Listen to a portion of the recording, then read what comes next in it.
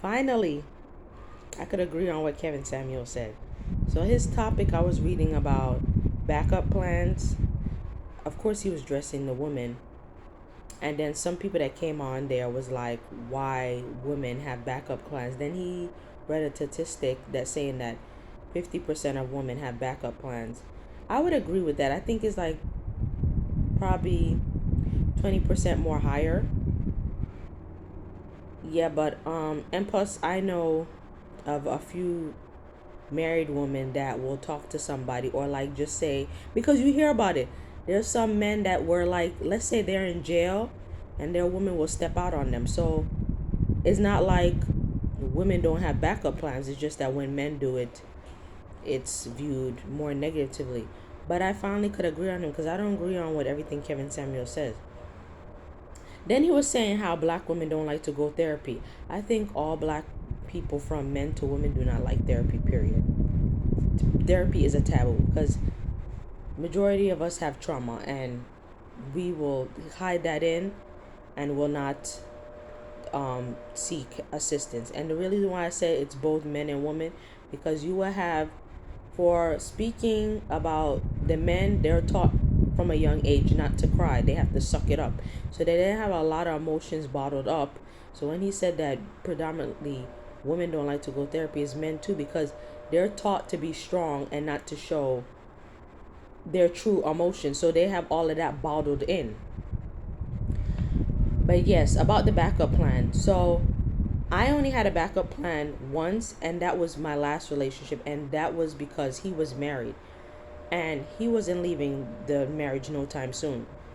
But I was honest about it. I was like, yeah, I'm going to step out and see other people because you're not leaving the relationship. And people know that when you get with somebody that's married, whether you knew or not, they don't always leave their spouse. They don't.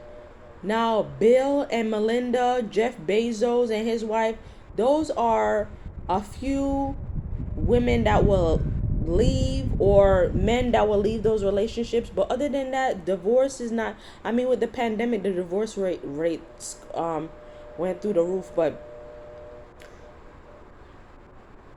usually men are not, and he said it in his video, that it's usually the woman that files for divorce. So usually the men don't really leave their old wife. They like to have their cake and eat it too. But I was honest with him. Now, and plus he was my longest relationship. Relationships before that, I remained committed. But once you fix your mouth, or if I find out the truth that you're married and I want a relationship, and then you come tell me you're married. But the thing is, with soul ties, it's hard to leave. So although I was trying to leave that relationship because he was married and it would be disrespect for his wife, we end up still engaging with each other, which was wrong on my part. But then again, I'm in my late 20s. So I had a backup plan in that sense. And for women that have been side pieces, I think that you need to cut off that married man and then just be in a relationship, because I was wrong, because I'm sitting here engaging with other men and then I'm going back and forth with that married man. So I shouldn't have done that, but I did it because he was he had a committed relationship with his wife. Now here's the issue. You have men that can be territorial. They can have options, but then us, it's an issue. Why is it an issue? If you could have options, I should have options too. Now, I do agree what he was saying. You should leave the relationship if it's not working out for you, or you communicate, which I did. When are you gonna leave your wife? Once I saw that he was lingering and then taking time, and then when there's children involved in that marriage, now I understand you can't just leave like that. But my issue was, what, you're married, but I have to wait for you. I'm not about to wait for you, and I'm in my 20s and you're up there in age. We're not doing that. But I could see where I was wrong. I should have left and stayed where I am. But I finally got out of a relationship.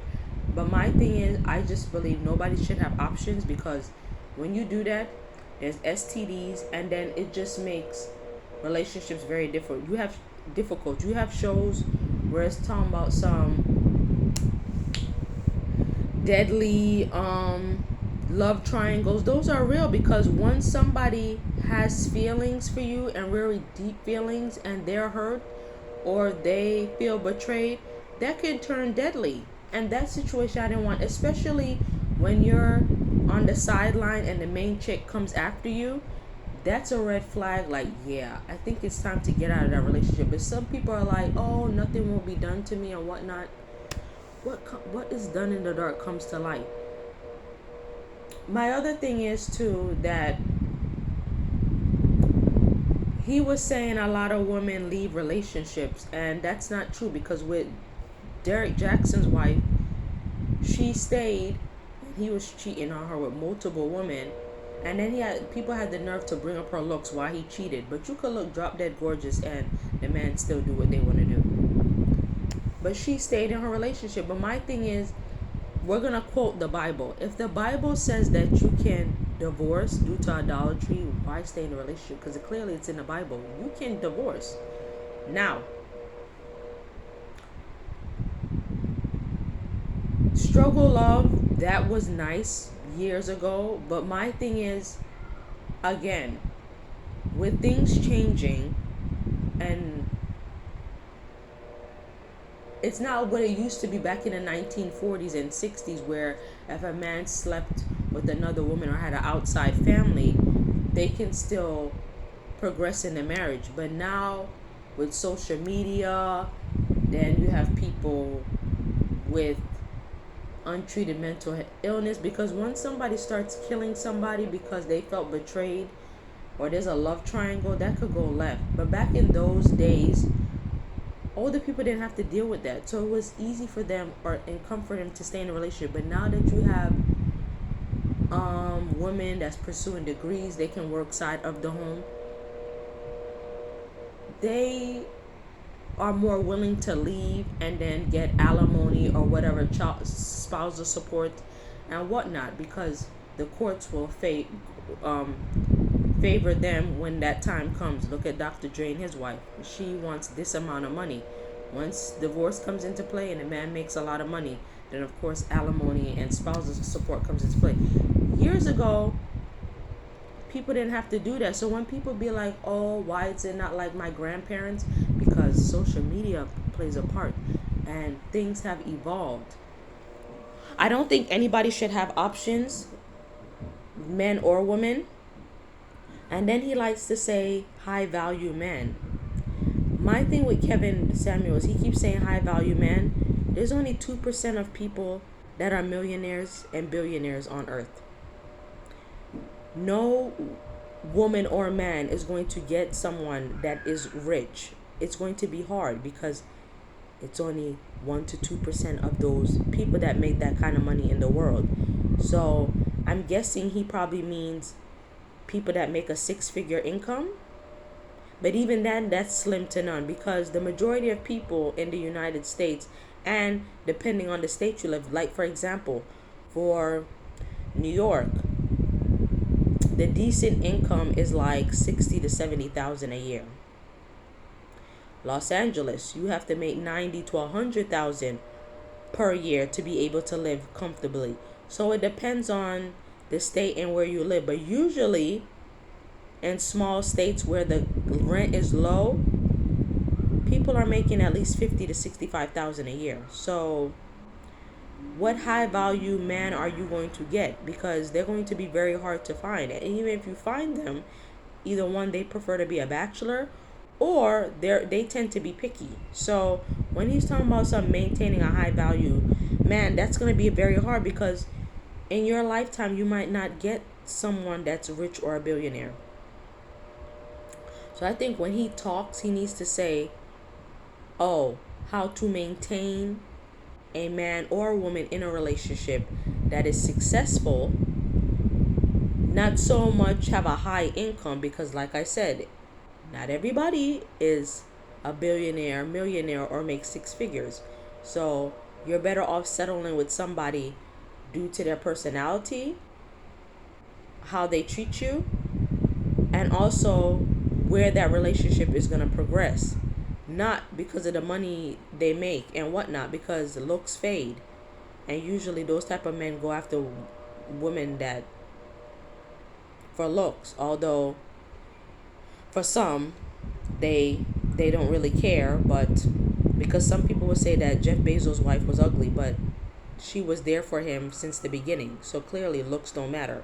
But anyhow, so I don't think looks really play a part with men that have, well, some men that have money, especially when they weren't always rich. They started off from the bottom and made their way up, and then they had a partner that was willing to be with them through that time period. But yes, I agree with him that women do have options. They shouldn't, neither should men. And the thing is, if you are going to have options, don't be territorial. So if you're a man that's going to have options, you might as well let your lady have options too. But the thing is, people want to stay in the relationship. Why? Because when something doesn't go right with the side piece, you can fall back on the main. That's all that is. And I think with married men, why they have relationships outside of marriage is because either the sex got boring, or they just want some excitement in their life. But again, once you're having intercourse with something, that opens a whole new can of worms. So I'm just going to say that when you're doing something and society may think it's wrong, or if you do choose to have options, be honest about it, but just know that it has a negative effect. Because a lot of times people are thinking that what they're doing won't cause a problem when there's other parties involved, and it does. And us women are held to a higher standard because we birth these children and we pick these men. So when you pick a man or you're birthing his seed, then you're raising children up to be, you're raising that child to either be like you, or how you were raised. That's what you're projecting on the child. So I could see why there's certain men targeting women when they speak, because with the help of a man, we create life, and ultimately we're raising those children. So how we raise those children will be a reflection of us, because you hear people say when the child turns out bad or good, oh, well, who raised you? Your mom did a poor job. You don't hear the father did X, Y, and Z. Is always the woman. So now I'm starting to see why men are speaking about women and their downfalls, because we birth life. We are raising the children. How we raise these next generation is a reflection of us. It's sad to say, but that's the truth. It's a reflection of us, because there's only a few men that are single fathers, and although you may be married and your husband is helping you, society is still looking at you. They're not looking at your husband on how that child turns out.